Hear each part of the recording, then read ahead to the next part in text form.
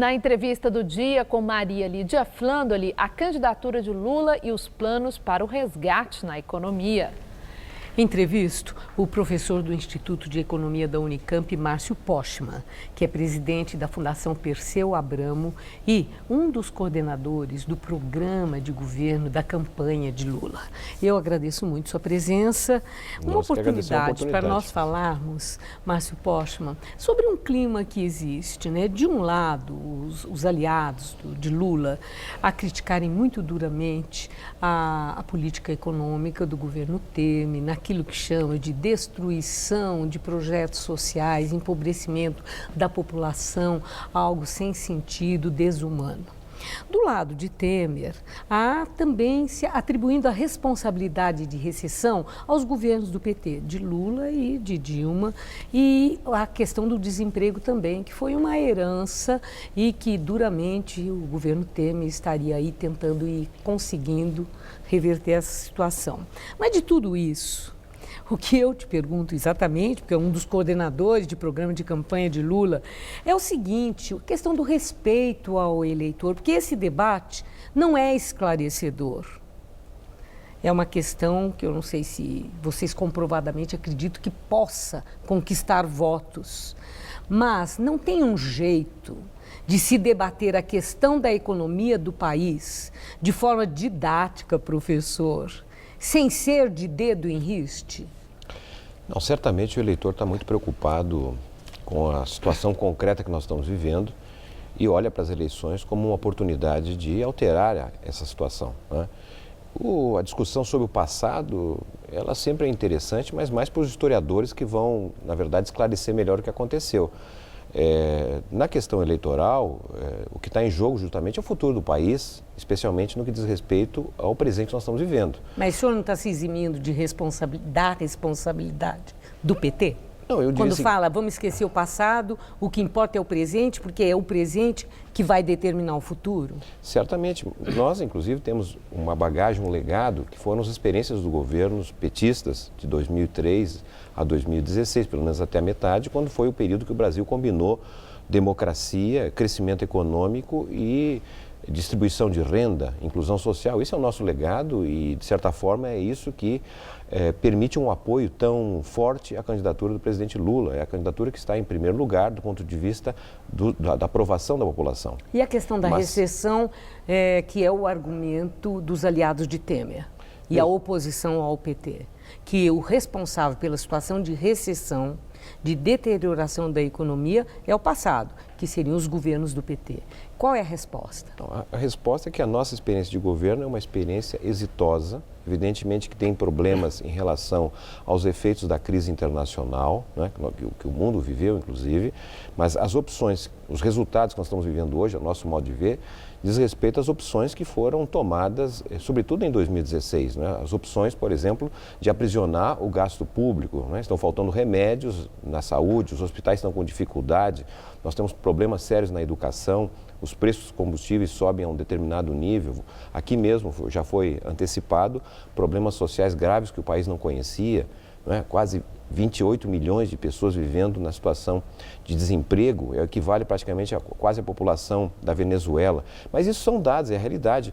A população quer saber como é que nós vamos superar essa questão. Né? Eu vi uma declaração sua de que o próximo governo precisa elaborar um programa emergencial para, na implementação desse programa, reverter essa situação que existe no país, o resgate do crescimento econômico, do emprego.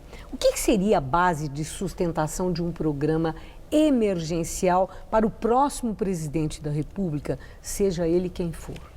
Nós entendemos que é necessário medidas imediatas a partir do primeiro dia em que o presidente assume o governo, até porque as medidas constitucionais ou infraconstitucionais, que dependem do legislativo, demorarão algum tempo, até porque o legislativo vai estar tomando posse, depois tem as definições da presidência das duas casas, etc. Então, medidas efetivas, já no primeiro momento, que anunciem justamente a possibilidade do Brasil sair do quadro de estagnação econômica que nós estamos, pois entendemos que na estagnação econômica não há possibilidade de gerar emprego, não há possibilidade de gerar bons negócios para a atividade econômica. E para isso, evidentemente, tem que mudar o rumo da política econômica brasileira, que é um rumo justamente apoiado na contenção do gasto público e liberalização do gasto financeiro. É preciso mudar essa equação de forma imediata. Ao mesmo tempo, nós temos também recursos que poderiam ser utilizados na iniciativa de retomar obras que estão paradas, são obras importantes para o país, e também a iniciativa de obras pequenas que as prefeituras poderiam ser realizadas nas 5.570 prefeituras que nós temos, que gerariam atividades, permitiriam a ocupação imediata. Isso é tudo possível se nós viermos a utilizar, por exemplo, recursos que fazem parte das nossas reservas internacionais. Nós temos um conteúdo de reservas, avalia-se além do necessário. Então, a utilização de uma parte dessas reservas permitiria, de certa forma, desbloquear obras que estão paralisadas e motivar pequenas obras nos municípios. Ao mesmo tempo, há também grandes possibilidades de reorganizar o próprio fundo público nas diferentes esferas da União, dos estados e municípios, né?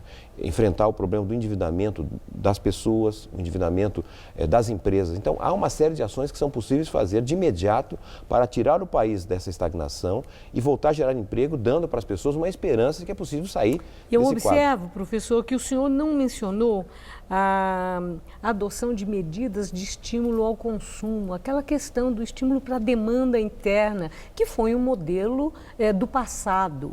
Isso é coisa do passado ou ainda cabe e deveria estar nesse projeto emergencial? Não, por exemplo, o enfoque que demos aqui de reativar obras que estão paradas, né, e estimular obras menores nos municípios tem a ver justamente com a possibilidade de abrir um emprego. Esse emprego vem acompanhado de salário e o salário se volta para o consumo. Então, esse estímulo ao consumo viria mais de uma forma indireta do que propriamente o estímulo a um crédito mais fácil ou a eliminação de impostos, né, para determinados produtos de consumo mais imediato da população. Nós estamos falando aqui de medidas emergenciais. Sim. Né? As medidas que dependem do legislativo, como é o caso da tributação, por exemplo, são medidas que têm que ser aprovadas no legislativo. Certo, aí tem a demora que o senhor mencionou. Exatamente. Então, não dá para esperar até o legislativo aprovar várias medidas. Então, se tomam medidas antecipadas, que são possíveis, mas, ao mesmo tempo, se trabalharia em propostas que são, digamos assim, transitórias, porque é uma revisão daquelas decisões que foram feitas durante o governo do presidente Temer, que, de certa maneira, a nosso modo de ver, estão estrangulando a economia e gerando quase um caos social. No PT, governadores já externaram opinião e agora veio uma orientação para eles não falarem mais nisso, de que há necessidade de uma abertura no partido para a admissão da possibilidade de uma alternativa à candidatura Lula e alianças com outros partidos. Como é que o senhor vê isso, esse clamor de alguns governadores e que foi seguido por outros petistas que estão ansiosos em relação à situação da manutenção da candidatura de Lula? Para encerrar. Nosso papel é um comprometimento com a realização do programa, porque nós temos praticamente até 15 de agosto para o PT apresentar o candidato. Nesse momento, o candidato é o presidente Lula e nós vamos levá-lo até onde for isso possível.